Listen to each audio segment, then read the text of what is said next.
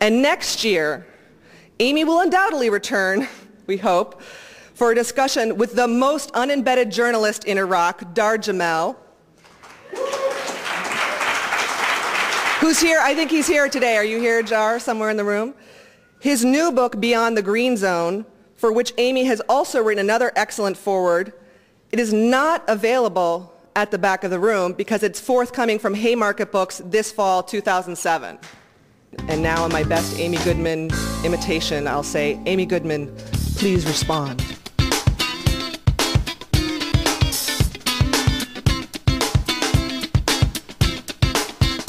From Pacifica, this is Democracy Now!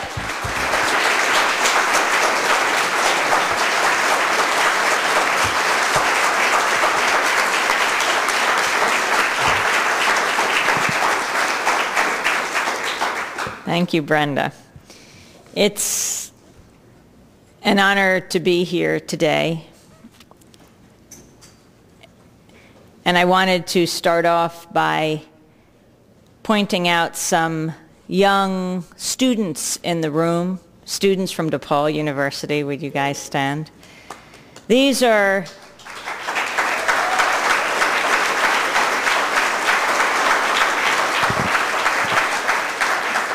last night I was at the Jubilee Conference in downtown Chicago at the Holy Name Cathedral, and other students as well were there. These are students who've been maintaining a vigil through the week, occupied DePaul University President's office for more than 72 hours, protesting the denial of tenure to Professor Norman Finkelstein.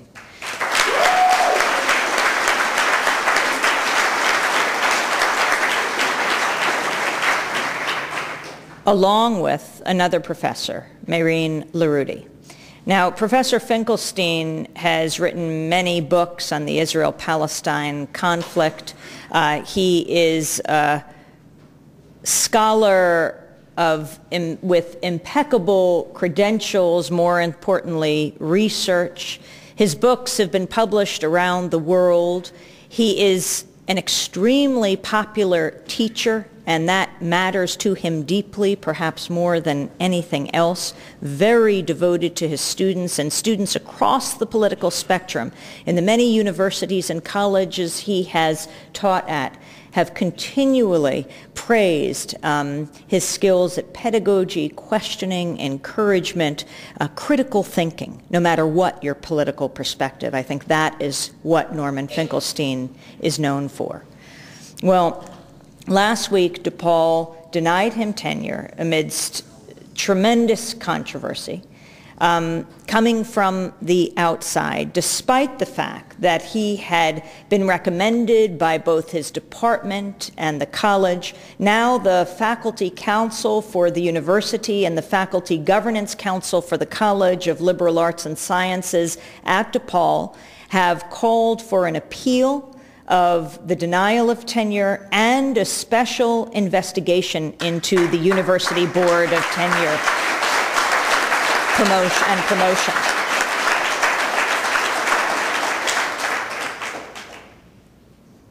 As Professor Finkelstein was learning of the denial, his colleague, Maureen Laruti, walked in. He thought she was coming to give her condolences, though there was no question she was going to be getting tenure. She was going to be chair of the International Studies Department this year. She came in reeling. She, too, had been denied, to the shock of so many at DePaul. For most, that did not seem to be a question. It is not clear why she has been denied tenure, except that despite the fact that she was going up for tenure, she was a vocal supporter of Norman Finkelstein. And so now the students are calling for reversal of this decision. It is the students sitting in the president's office for more than 72 hours, being threatened with expulsion, then going to the student union, which is a public space where they continued to sit until last night when they were thrown out of there. This morning, several are sitting outside the rectory. Tomorrow is graduation day at DePaul. It is not clear whether Norman Finkelstein will be showing up for graduation. It may well be that he is. But the activism of the students, of the faculty, of the staff, Norman Finkelstein has been receiving thousands of email per day from all over the world. And why does this matter? Well, let's just look at what's happening in Gaza, what's happening in the West Bank right now, what's happening in Israel, what's happening in Palestine. That Norman Finkelstein has dared to write about, to speak about, to teach about this issue for so many years. The son of Holocaust survivors. I interviewed his mother, Mary Finkelstein, several times, had been sent from one work camp to another, ending up in a final concentration camp. She survived. Norman Finkelstein's father experimented on, medical experiments, both survived, came to this country. Norman Finkelstein deeply cares about what happened in the Holocaust and then cares about what's happening today, internalized that slogan that is so important, never again. For Jews, for anyone. And he has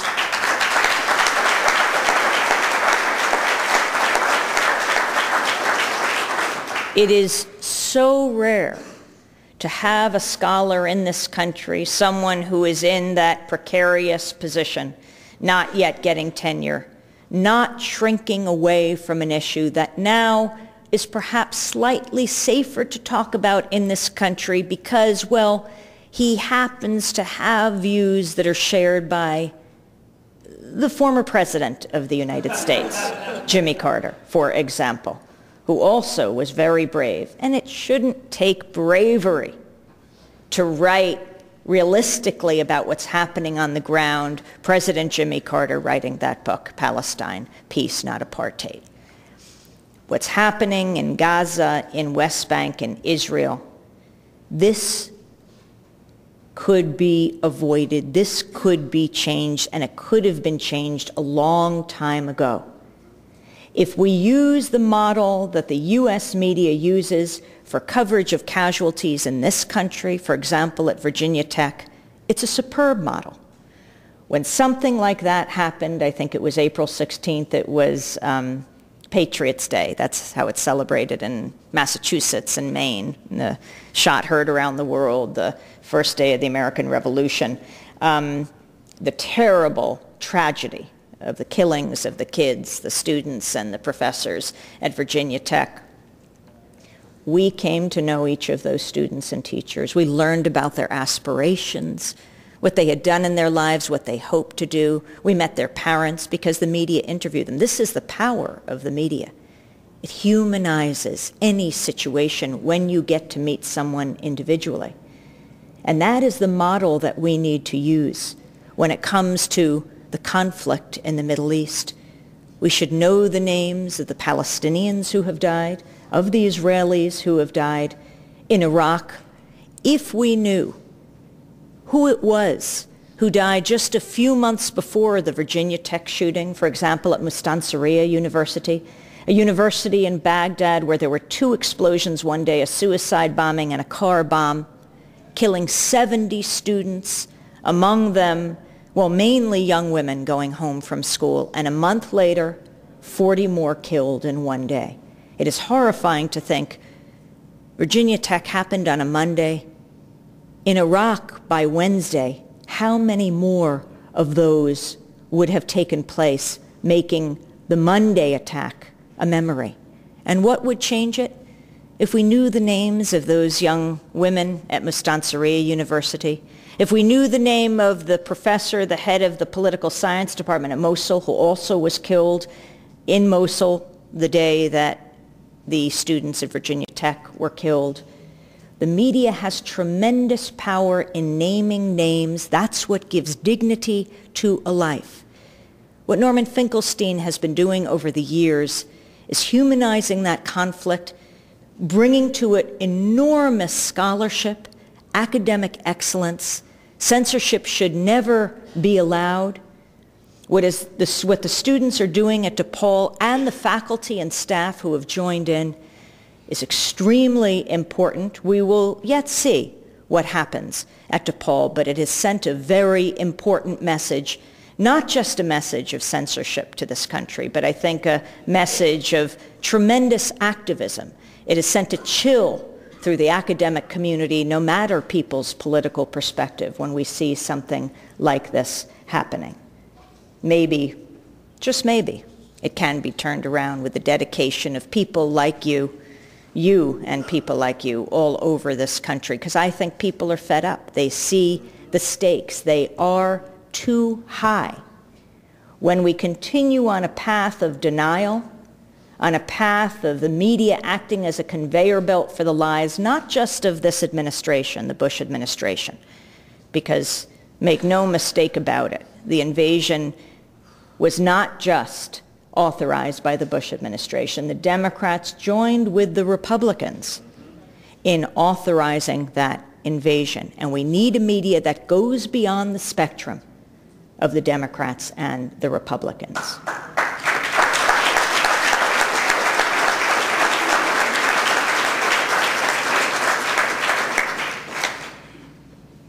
Freedom of thought, freedom of speech, freedom of expression.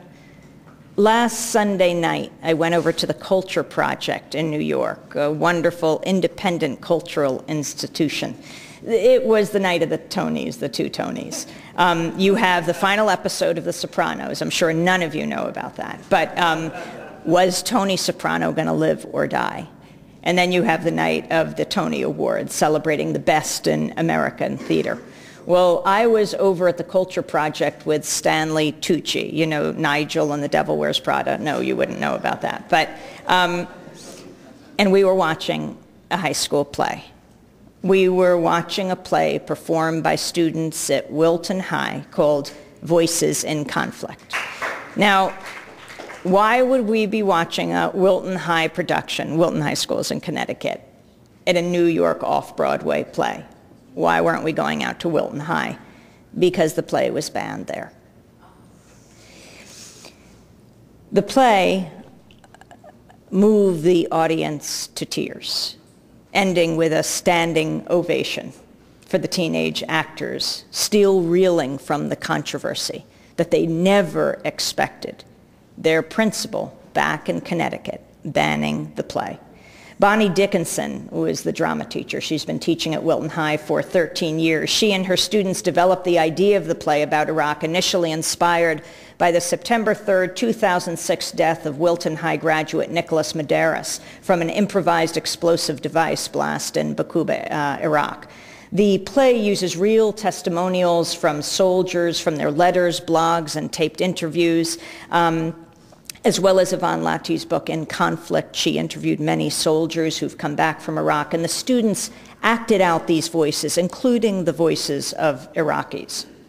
So the kids have been working on this for months at school. They thought it was pretty run-of-the-mill, though they were very, it's what they do in school in their drama class. They write a play and then they perform it. So they were working on it for months, and then the administration canceled it. The superintendent, Gary Richards, wrote, "The student performers directly acting the part of the soldiers turns powerful material into a dramatic format that borders on being sensational and inappropriate. We would like to work with the students to complete a script that fully addresses our concerns." Well, taking the superintendent's lead, the students have modified the script. They perform Richard's letter at the end of the play.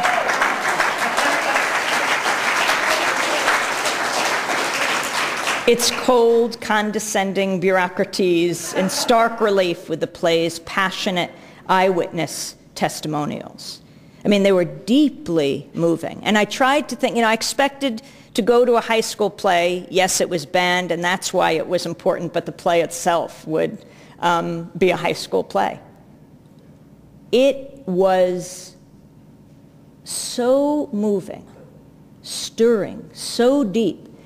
I think because while these kids were very good actors, they didn't even have to be, because think about the words of the people that they are embodying. They're the same age. These are kids who are 16, 17, 18, and 19, like those that are being sent to Iraq. One of them saying, "My name is Aiden Delgado. I can't remember, I think 21 years old, 22 years old. I went to Iraq. My name is Charlie Anderson." Each one of these, and maybe some of them are here, Iraq vets against the war, just telling their stories. They were channeling them. So at the end of the evening, we had a talk back. Stanley Tucci was also making a video of the kids. He was joining it with another video of his high school alma mater, John Jay High School in Cross River, New York, where high school girls were recently suspended for performing an excerpt of Eve Ensler's play, The Vagina Monologues. You might have heard about this. It was open mic night, and all the kids who were brave got up to do something, and they wanted to perform an excerpt, which isn't that big a deal since it's been performed on campuses all over the world thousands of times. They weren't stopped from going up to perform it, but they were warned they were not to use the word vagina.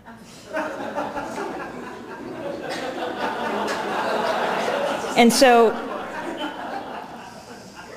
Stanley Tucci was doing a film on them when he heard that just down the road this had happened. Following the performance of Voices in Conflict and the public conversation we had, Stanley Tucci said, "Cross River and Wilton are only 15 miles apart. There's obviously something in the water." So, after the New York Times published an article on the Wilton High censorship scandal, Ira Levin, the author of The Stepford Wives, wrote a letter to the New York Times. He said, "Wilton, Connecticut, where I lived in the 1960s, was the inspiration for Stepford. The fictional town I later wrote about in The Stepford Wives. I'm not surprised that Wilton High School has a Stepford principal," he wrote. "Not all the Wilton High students have been Stepfordized, however," he said. "The ones who created and rehearsed the banished play Voices in Conflict are obviously thoughtful young people with minds of their own." The Wilton High principal, Timothy Canty, was quoted in the New York Times article saying the play might hurt Wilton families who'd lost loved ones or who had individuals serving as we speak, and that there was not enough classroom and rehearsal time to ensure it would provide a legitimate instructional experience for our students. So in the talkback, I talked to the students on the stage, and I asked them about their opportunities to discuss war at school. Jimmy Presson, who was 16, said his U.S. history class has a weekly assignment to bring in a current events item that they would discuss in class each week. Each kid has to do that. Except there's one caveat. You're not allowed to bring up war. Well, they said they can discuss war in one class. That's their Middle East Studies class. The problem is it's not being taught this year. So as the drama teacher said, Theater Arts 2 was the only class in school where students could discuss the war. Oh, Jimmy added, that's not quite true. There is one other place. He said, we also get to speak about it with the military recruiters who are always at school. So following their production at the Culture Project this past Friday night, last night, they performed Voices in Conflict at the Public Theater in New York. And in the audience were the soldiers whose words they were performing. As we left last Sunday night, as we were saying goodbye to the kids on the street in Soho, they were already talking about performing at Public Theater, but there was sadness in the air. I mean, on one hand, you had Jimmy saying it means a lot that we can share their stories, the soldiers, and he said, we got word from India, from Japan, and even Iowa